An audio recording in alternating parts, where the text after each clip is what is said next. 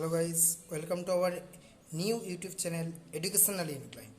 তো তোমাদের চলছিল ক্লাস 9-এর নতুন যেটা প্রথম চ্যাপ্টার তোমাদের বাস্তব সংখ্যা। তো বাস্তব সংখ্যা তোমাদের আমি ভিডিও দিয়ে দিয়েছি।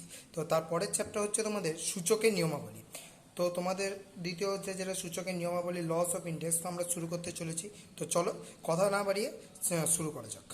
তো তোমাদের নিজে করিতে প্রথমে যে কোশ্চেনটা রয়েছে 4 দাগে, যদি 6বার এক্সকে গুণ করা হয়, তার মানে x into x into x into x করে চলতে থাকে 6বার, তাহলে এটাকে আমরা এক্স টু দি পাওয়ার 6 দ্বারা লিখি। তাহলে আমরা এই 6টা হচ্ছে আসলে সূচক এবং এক্সটি হচ্ছে নিধান। তারপরে তোমাদের যেটা রয়েছে নিচের সংখ্যাগুলো সরলতম মান নির্ণয় করো। 63 to the power 5 by 7 to the power 4 into 3 to the power 8। 63 মানে হচ্ছে 7 9 63, তাহলে 7 into 9 to the power 5 by 7 to the power 4 into 3 to the power 8। তাহলে এখানে আমরা এই সূত্র অনুযায়ী লিখতেই পারি যে 7 to the power 5 into 3 to the power 10। হ্যাঁ, যেহেতু 9 মানে কত 3 স্কোয়ার, তাই জন্য আমরা 3 টু দি পাওয়ার 10 লিখলাম, by 7 to the power 4 into 3 to the power 8 সমান হচ্ছে 63। কী রুল অনুযায়ী হলো না, X Y to the power যদি এম হয়ে থাকে, তাহলে X to the power M into Y to the power M, এটা কিন্তু আমরা লিখতে পারি। তারপরে তোমাদের রয়েছে 33 to the power 4 into 6 to the power 3 into 2 by 12 to the power 5 into 11 square. তাহলে 33 এটাকে আমরা কীভাবে লিখি, 11 ইন্টু 3 টু দি পাওয়ার 4, আবার 6 এটাকে আমরা কীভাবে লিখি 2 ইন্টু 3 টু দি পাওয়ার 3, আর 2 আবার 12কে আমরা কীভাবে লিখি 4 into 3 to the power 5 into 11 তার স্কোয়ার। তারপরে তোমার রয়েছে তাহলে 11 টু দি পাওয়ার 4 হলে এই যে 11 টু দি পাওয়ার 4 যেহেতু এই সূত্র মেনে, তারপরে হচ্ছে 3 to the power 4 into 2 to the power cube into 3 to the power cube into 2 by 2 to the power 10 into 3 to the power 5 into 11 square. তো এমনি করে সিম্পলিফাই করার পর তোমরা দেখতেই পাচ্ছ মান বেরোচ্ছে হচ্ছে 121 ইন্টু 9 বাই 64, তাহলে হচ্ছে 189 বাই 64। এটা তোমাদের হয়ে গেল। তো চিন্তা করার কিছু নেই, এইসব প্রত্যেকটা তোমাদের এই যে লেখাগুলো দেখছো এগুলো পিডিএফ করে তোমাদের ভিডিওর নিচে ডেসক্রিপশন বক্সে দেওয়া থাকবে। তারপরে তোমাদের রয়েছে যে পরের question 2 to the power cube into 0.7 two the power cube into 5 to the power cube. তাহলে 2 টু দি পাওয়ার কিউব 0.7কে আমরা কীভাবে লিখতে পারি 7/10 to the power cube into 5-এর কিউব। তাহলে 2 to the power cube into 7-এর কিউব ইন্টু 5-এর cube by 5-এর কিউব, যেহেতু 10-এর কিউব মানে হচ্ছে 5 ইন্টু 2, তাহলে 5-এর কিউব ইন্টু 2-এর কিউব, তার মানে 7-এর কিউবের হলো 343। তারপরে তোমাদের রয়েছে -2 to the power 3 into -2 to the power 5। তাহলে -2 টু দি পাওয়ার 8 কেন হচ্ছে, উপর নিচের যদি নিধান দুটো যদি সেম হয়ে থাকে তাহলে উপরের সূচকদ্বয় কিন্তু যোগ হয়। তাহলে -2 টু দি পাওয়ার 8 সমানে হচ্ছে 256। আবার রয়েছে -2 to the power 4 into -3 to the power 4। তাহলে -2 টু দি পাওয়ার 4 মানে হচ্ছে 16 ইন্টু -3 টু দি পাওয়ার 4 মানে হচ্ছে 81।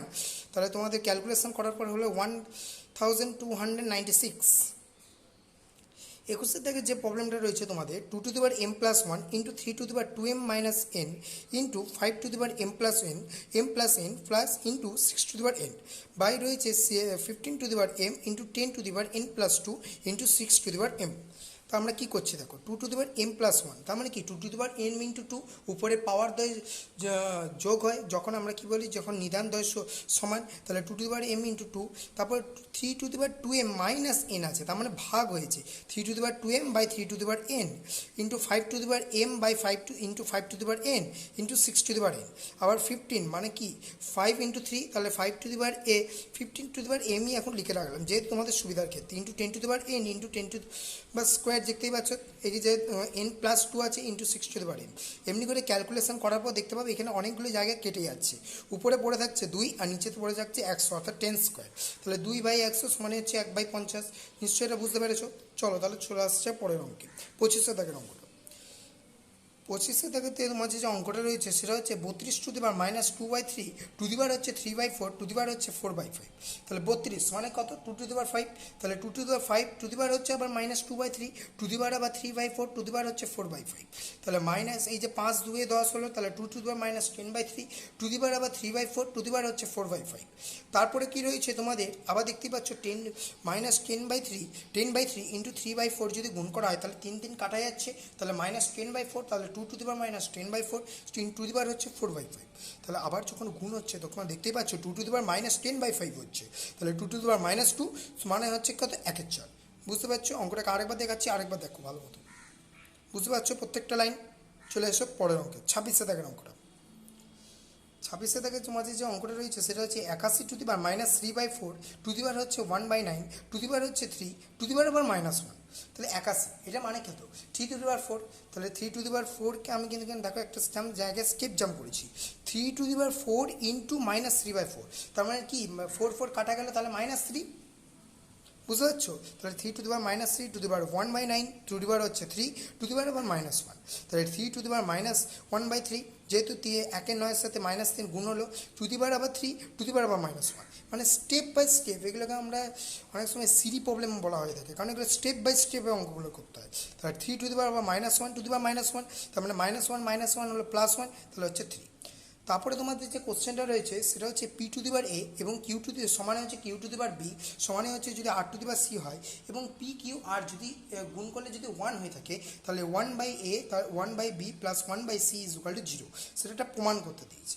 তো কীভাবে সোজা করবে, ধরি P two the power a সমানে হচ্ছে q to the power b সমানে হচ্ছে আর টু দি পাওয়ার সি সমানে হচ্ছে কে একটা সংখ্যা, কে কিন্তু শূন্য নয় এমন একটা সংখ্যা, হ্যাঁ এটা কিন্তু চলরাশি কে একটা।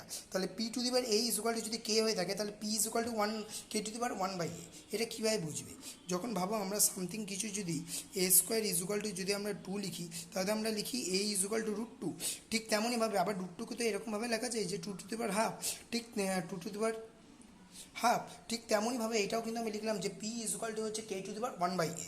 ঠিক একইভাবে প্রমাণ বাকিগুলো তোমাদের করবে কিউ ইজ ইকুয়াল টু হচ্ছে কে টু দি পাওয়ার 1/b, আবার আর ইজ ইকুয়াল টু হচ্ছে কে to the power 1/c।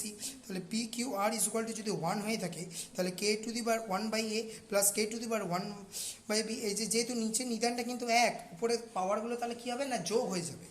Is equal two হচ্ছে 1কে আমরা কীভাবে লিখতে পারি কে টু দি পাওয়ার 0 দিয়ে, তাহলে 1/a plus 1/b plus 1/c is equal two 0। তারপরে চলে এসো তোমাদের কোষে দেখি 2-তে 5 to the power 8 two the power হচ্ছে 5/2 ইন্টু 16 টু দি পাওয়ার -3/2। তাহলে 8 টু দি পাওয়ার 1/5 ইন্টু 5/2 গুণ করলে হয় 8 টু দি পাওয়ার হাফ, তার মানে √8। ঠিক তেমনইভাবে 16 মানে হচ্ছে 2 to the power 4 two the power হচ্ছে -3/2, তার মানে 2 টু দি পাওয়ার -6। তাহলে এখানে দেখতেই পাচ্ছ 8 মানে কি আবার 2 টু দি পাওয়ার কিউব, 8 মানে হচ্ছে 2 টু দি পাওয়ার কিউব, তাহলে 2 to the power cube into 3/2 into 2 to the power -6। দেখতেই পাচ্ছ উপরে নিধানদ্বয় কিন্তু সমান, তাহলে উপরে পাওয়ার দ্বয় যোগ হয়, তাহলে 2 টু দি পাওয়ার -3/2 প্লাস -6 আমার 2 টু দি পাওয়ার -9/2।